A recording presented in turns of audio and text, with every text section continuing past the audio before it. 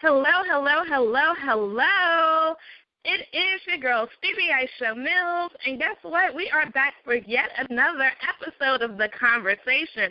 Get excited. Each and every week, we bring you a phenomenal person who is waking up each and every day, and she is able, or he, we have some males sometimes, y'all, able to say, I love my life. And so today is no different. While I was reading this bio, I realized that myself and our guests have something in common, and I didn't even know that. So I'm excited to reveal that. As you know, I show up each and every day as the I Love My Life strategist, and I help women push past their past so that they can loudly and proudly declare, I love my life.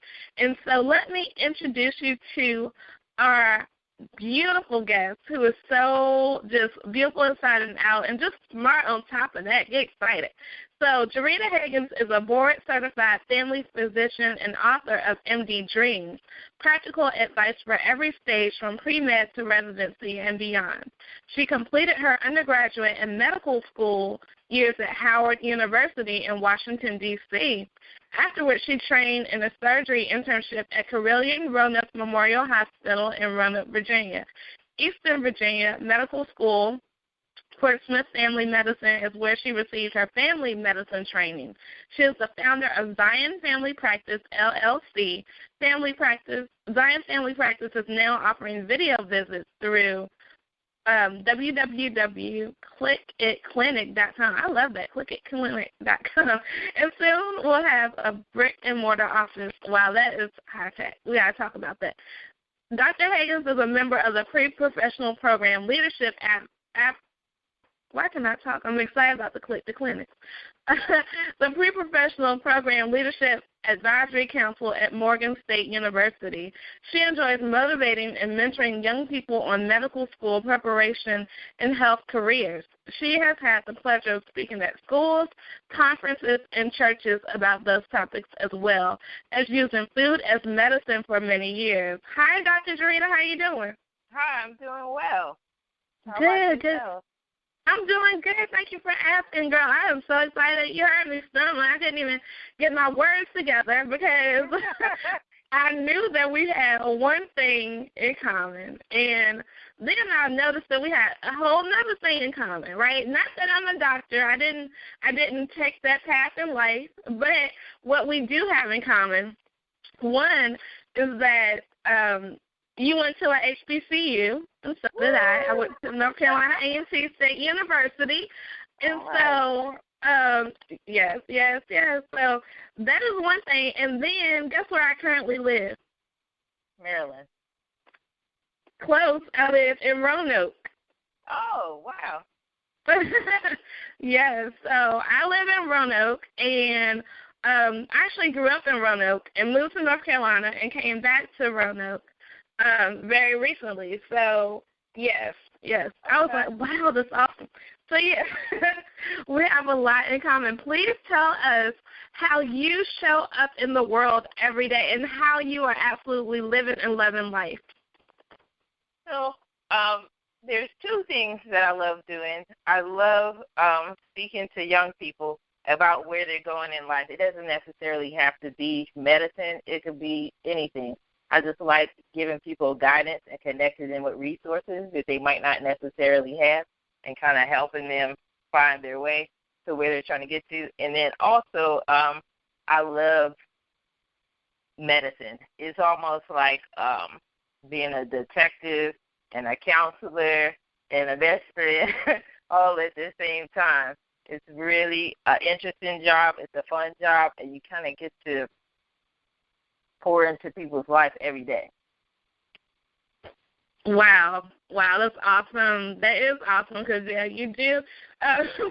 We love our doctors, right? We love our doctors. I know for me, I went through a health scare a few years ago where I actually had shingles. I had to have 3 colonoscopies within 30 days, 2 within 24 hours, and I went from a size 14 to a size 0, all because of stress.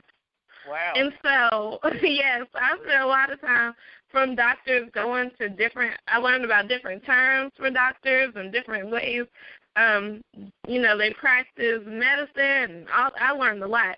So we love our doctors, and I didn't even realize that I was stressed out. I knew that I was on a job I didn't like and that it was doing some things to my personality, but I didn't realize that I was stressed out to the point where my mind kind of just manifested some stuff physically, right? And so, yes, we appreciate doctors. I want to know, tell me about the way you practice. I think that is so cool in this virtual world. Let us know about that.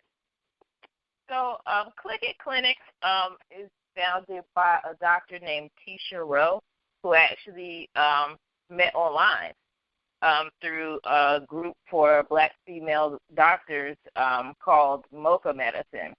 But her business is a platform for doctors to do video medicine, and doctors that sign on with her can kind of be their own boss and use their platform to do video visits. So that's one of the things that I'm doing now while I'm working on opening my own office, opening a brick-and-mortar office. I think that is – go ahead. So patients can make an appointment and call in, and you can really do a lot of things over the video. Most of what you find out during a doctor's visit, some of it comes from a physical exam, but really most of what you find out is from what the patient tells you from taking a history. If you listen long enough, the patient is going to tell you what's wrong with them. Wow. You just said two profound things. One, you just spoke to the fact of the way in which our world is changing. Like, who would have thought of you being seen by the doctor without leaving your house? I love that. I am all for that. Because when you don't feel well, you really don't feel like going to see the doctor, like going to see anybody, putting on clothes, doing all that, leaving your house, driving. So I think that is absolutely brilliant that is even going on, and I'm glad that you're here because I never heard of that. I didn't even know people were doing that. Yeah, there's a lot of things you can take care of over video. Wow. And how, like, if it comes down to prescribing something, you just prescribe it and call it into there. Like, can you do that from any state, or is it certain states that you have to work with your clients, or how does that work? So the way that the telemedicine laws are now, you have to be licensed in the state where the patient is located. Okay. So if the patient is in Florida, I have to have a license in Florida. If the patient's calling me from Virginia, I have to have a license for the state of Virginia. So that's kind of the way that telemedicine is working right now. But the laws are changing. It's kind of a new thing, so the laws are changing almost daily. But right now, that's what it is. So I keep my license in Maryland and D.C., so people in Maryland, D.C. can call in and have visits with me. Well, that is absolutely phenomenal. I am just I don't even know what to say.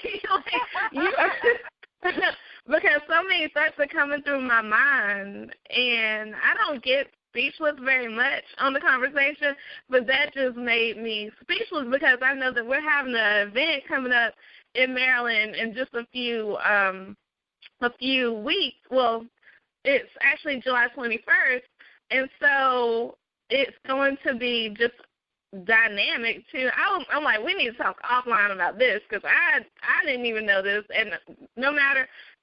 It could be so many people in the area who don't know, you know? Right. If I was in that area, I'd be like, girl, yes, Dr. Jarita, let me call it. Can you come on and live in there? Can you get licensed in Virginia for us? No. But I love it. I am so absolutely, shocked about this because I didn't know this was going on. That is a unique selling point, and that is what I call, because I have a book called Cultivating Your It Factor, and so for me, that is such a it factor-centric type of thing. Like, that separates you from so many different doctors in my mind, and that is what branding is all about, finding that thing that separates you. And not only do you have that, you have a book, which we're going to get to the book, I'm gonna get off of this whole virtual medicine thing, and but we gonna get to that. But I just think that's profound because that everybody's not doing that, and Right. that is dynamic. Oh my gosh, I love it. I love it. I love it. Okay. We're gonna talk. The second thing that you said when you were speaking was about listening. You were saying that if you could, many things are able to be diagnosed if you just listen to your patient. Wow, that's an eye-opener because not only for doctors but for everybody. Let's talk about that listening thing. How do you develop such amazing listening skills that, can help people live better? So I really give the credit to the people that trained me at Portsmouth Family Medicine, Dr. Brisson, Dr. Brittman, Dr. Smith, because as you were training, you would kind of get nervous because it would take you longer to see the patient than it would take the more seasoned doctors. You would kind of get nervous that you were spending too much time with one person. There's people lined up in the waiting room. And they're like, you know what, just slow down, take your time. If you do this, it's really going to give the patient a lot of relief, and you should take the time to do it. So I really give the credit to those people that trained me because they were those old school type of doctors, the kind of doctors that packs a medical bag and comes to your house. So wow. I really credit that to them. And then just learning different things in training. I read an article one time that talked about how to stop the doorknob complaints. A lot of people kind of save the things that they have that they're concerned about to the end of the visit, and you got your hand on the doorknob, get ready to go out, and they're like, oh, by the way. So in this particular article, they said the way that you do that is to let the patient have the floor in the beginning of the visit. Just leave it open-ended, like, what can I do for you today, or what kind of things are you concerned about, and let the person talk. Wow. And then if you aren't focused on what you think should happen in the visit, then they can get their concerns out. Wow. Wow. That is, I'm just overjoyed in this conversation because what happens now is that we've gone beyond, like, physical medicine. That also talks about all the other areas of your life, right? Because if you just apply those techniques and tips to any other area, whether it be in business, whether it be in marriage, whether it be in parenthood, that's how you win. That's how you win. Because a lot of times we're always like, what's the next thing in our mind, especially people like me. What's the next thing? But we don't take the time to slow down and listen to what somebody else is saying, and that can actually save lives because that's conflict resolution. People just want to be heard. Wow. You're fast becoming one of my favorite people. I love it. I love it. I love it. Let's talk about your book. Tell me about it. So MD Dreams is basically a roadmap for kids who are interested in medicine. And then you don't even really have to be interested in medicine to be able to use the book because it's kind of divided into the second half of it is the resource guide that tells you all the websites and the books and the different organizations that you need to know about in order to be a pre-med student and get ready to go to med school and to make it through med school and residency and whatnot. But the first half of it is my life story, kind of from as a kid up until now. And that you don't need to be interested in medicine to read. You can just be interested in an underdog story and how a person who fails can pick themselves up over and over again and keep going. Wow. Wow. And so how did you just really get interested in medicine? Was that something that you always wanted to do when you were a little girl? Did you have stethoscope and all those things, or did you decide later on in life that you wanted to pursue that career path? I really did not want to be a doctor when I was younger. I wanted to be a veterinarian. Loved animals, still love animals, and I wanted to be a veterinarian. And it was kind of like a perfect storm that happened because around the age of 12, I got a dog. And the dog, you realize quickly that the dog can't tell you what's wrong with him when they're sick. So that kind of put a damper a little bit on my veterinarian dreams. And then at the same time, my great aunt gave me a Ben Carson book. This is before Ben Carson got into politics and started being a strange person. This is back when he was a pediatric neurosurgeon at Johns Hopkins. And he had a book called Think Big that kind of detailed his life into how he became a doctor. And that's when I started changing my mind from being a veterinarian into being a doctor.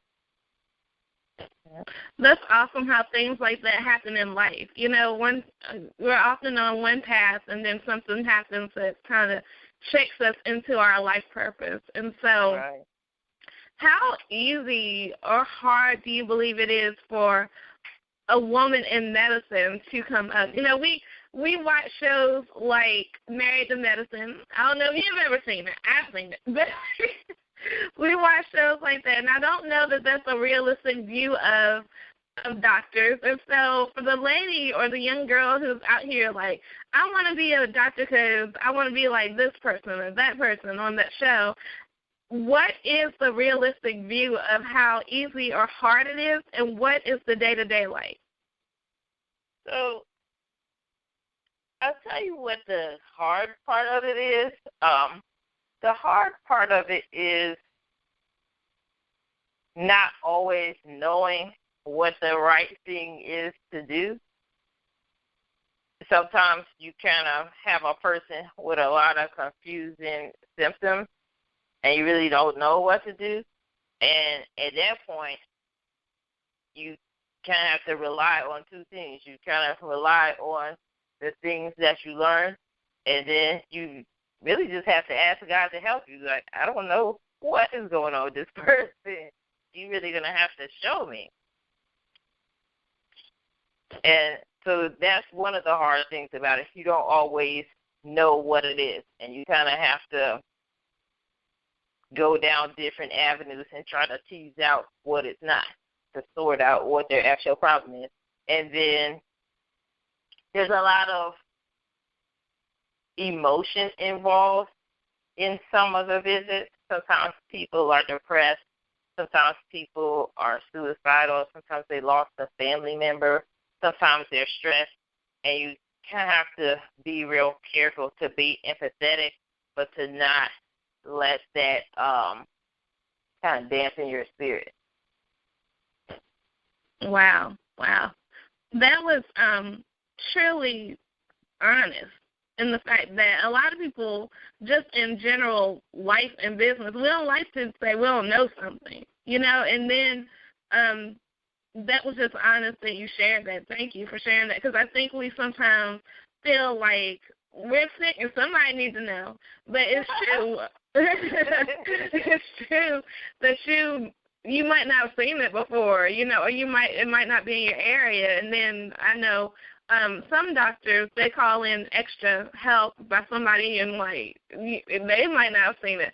So you do have to have some faith and some persistence and some trust in that field and all fields. And I also appreciate the fact that you're saying you do have to guard your emotions, because I know when my grandmother passed, we, my sister and I, we were the last two there with her, and I know some emotions because I know my emotions. I just broke, and so the staff at the hospital, they were just so sweet. Like, they just bought some tissues. I wasn't even thinking about tissues. They bought tissues and all that, but you did see the fact that they're like, I mean, I guess they see people die every day, you know, and that's, and that's not being harsh, but that's being very realistic in what goes on. And so I just think that it's important that you said that, because a lot of people don't know how to admit, I might not know this, or it's okay for me to say I don't know this. And I think that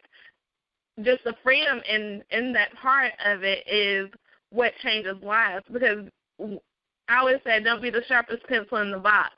And so And so with that, if you give yourself freedom and permission to understand that you have to learn something, then that is how you grow. That's how you develop. That's how you change. So, yeah, I appreciate. What else should we know? What else are you, like, Stevie, we cannot leave this conversation without letting the listeners know this. We cannot leave this conversation without letting people know that the path isn't as easy as it looks. A lot of people will not necessarily tell you what they went through to get to a certain point, but I'll tell you because that has to be the reason why I went through these things in order to help someone else. Like, it couldn't be for nothing. So one of the things that I talk to kids about is that I kind of failed over and over again in my path to becoming a doctor. So I didn't get into medical school the first time I applied. I got into 0 schools, no interviews, nothing. And I applied again, but the medical school application process takes an entire year. So I had to find something else to do while I was applying again. So I taught school for a year, taught 7th grade earth science in D.C., which was an experience in and of itself. And then I did get in that second time. And then the struggle started again. Did okay my first year, my second year, and then it came time to take the licensure exam. So every physician in the United States has to pass this licensure exam. You have to have your license in order to practice. Everybody's not board certified, but everybody has to be licensed. You have to pass 3 stages of the exam. And some of the schools require you to pass the first stage before you can continue through the second half of medical school. My school was one of those. So I failed the board exam the first time I took it. And then I failed it again. And then at that point, they kind of put me on academic probation and sent me to a test-taking skills course, which ended up being good because I had to figure out what my problem was with these standardized tests. And I haven't had any problems since then. I passed it on the 3rd try. But then just a whole bunch of things happening over and over again. Then I didn't match into a specialty. The match is like the kind of like the MBA draft for doctors, and you kind of go to the training program that selects you based on like a computer algorithm. And I didn't match it. I had to scramble to find a program, and I found that surgery program. So just a whole bunch of things over and over again, and at any point, no one would have faulted me for stopping. But you got to keep that goal in mind and don't let these setbacks stop you. Just because something happens to you doesn't mean that it's not for you.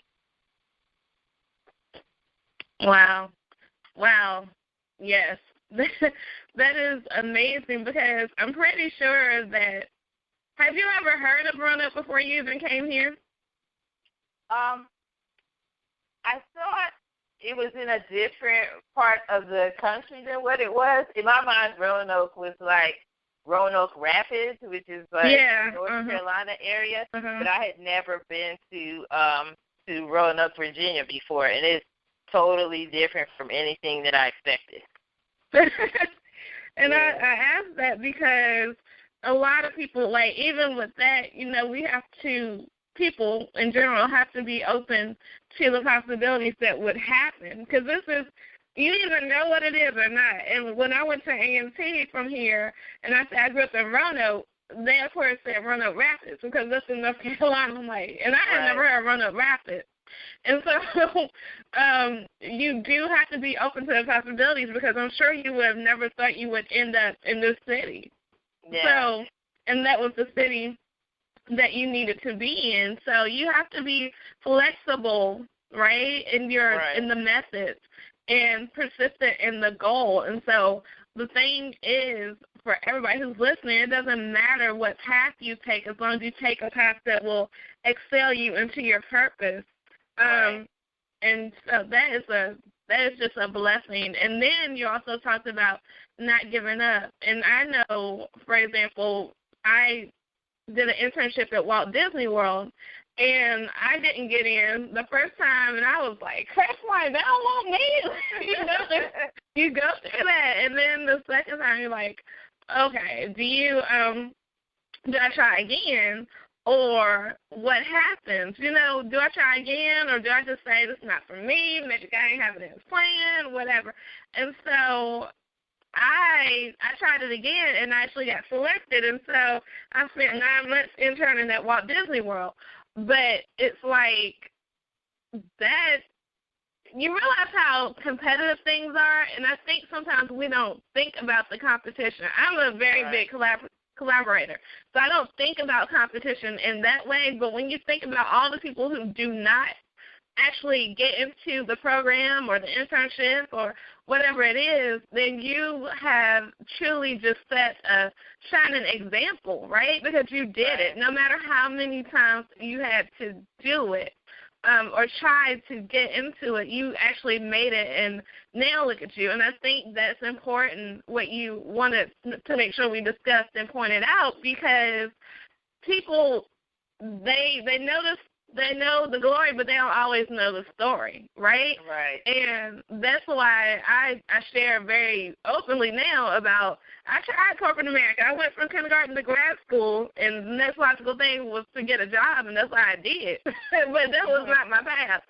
And it's like, once you realize where you're supposed to be, because I'll tell anybody, I love entrepreneurship. It wasn't that I woke up and said, let me be a business Barbie. It wasn't. It was like, let me go to New York and do PR. That was what my life was supposed to be. Let me work for this company. But God just didn't have it in the past. And just like you're saying, I was going to be a vet, but dog can't come to me. But these people can say, and sometimes I pray for my doctors all the time when I have to go, because sometimes you just don't know what's wrong. Like, that's like, what hurts? I don't know. Oh, this hurts. I don't feel good. And then I'm like, Lord, let me be as clear as I can. So, yeah, that is awesome that you pointed that out. Anything else that we should know? We only have like 5 minutes. Can you believe it? Yes. Let's see. I guess probably what I want to say, in order to kind of get the most out of your doctor's visit, try to write down your concerns before you go, because you don't really have much time. With the way the insurance is these days, you don't really have much time in the visit, so you want to kind of write down what your concerns are, one, so that you don't forget the most important things to the end, and then also to kind of prioritize what's the most important things, because sometimes we can might not be able to handle everything that day, but you may be able to come up with a plan to do some tests to look into some of the things that you're concerned about. So that's one of the tips that I have for kind of getting the most out of your doctor's visit. That is awesome. That is awesome. Yeah, so now we are healthier in all the 5 areas I believe people need to be healthy in: mentally, emotionally, spiritually, financially, and physically, right? We're healthy in all these areas. We've talked about mind, body, and spirit. And so what we have to do now is to get your contact information so that we can stay connected with you. Okay. So I guess I'll give you social media. People can find me on Instagram at Jarita H, Jaricah, and then I'm on Twitter at Dr. Jarita, and Jarita is Jarita. And then on Facebook, it's MD Dreams the book, and people can find me there. And then also, if you are a student who's interested in medicine, or you need a speaker to talk about careers in medicine, you can go to mddreams.com, and there I have my speaker information. And if you're interested, if you're a student or an adult who's interested in going into medicine, I have a blog there that gives tips in different articles and blog posts. So you can go there and get some free advice. mddreams.com. Perfect. So M is in medicine, D is in doctor, dreams.com, right? That's correct. Okay, yes. So, so thank you for being here today. Oh, my gosh. I had an amazing conversation. I hope that you did as well. I did. Thank you for having me. You're so welcome. You're so welcome. I want to remind you, listeners, that this has been Dr. Jarita. Her website is mddreams.com. You definitely want to connect with her, especially if you're in the Maryland, D.C. area. Oh, my gosh. Imagine getting your health on from the house. Get excited. So do that, especially for those of us who won't have that privilege with Dr. Jarita. So you guys go forth and make her rock that out. And I say even when the brick and mortar comes, keep using that. That's a selling point for my PR brain. Look, all right. That's what I went to school for. But, yes, again, this has been a dynamic conversation. The conversation is here to help you loudly and proudly declare, I love my life, and to impact you in the 5 areas of health and wellness. We have mentally, spiritually, emotionally, physically, and fiscally, right? And so I am Stevie Aisha Mills. The way you can stay connected with me is to know how to spell my first name, Stevii, and you can find me at stevie.com. You can find me all over social media, and you can find me at our live events entitled Experience. And so the next experience will be on July 21st in the DMV, Experience DMV. Get excited. So we would love to see you there. You can check out more details at stevie.com. There's a whole tab for that. And, guys, I never say have a great day. I always try to say make it a great day. Why? Because you have the power to do so. Talk to you later. Hugs and love.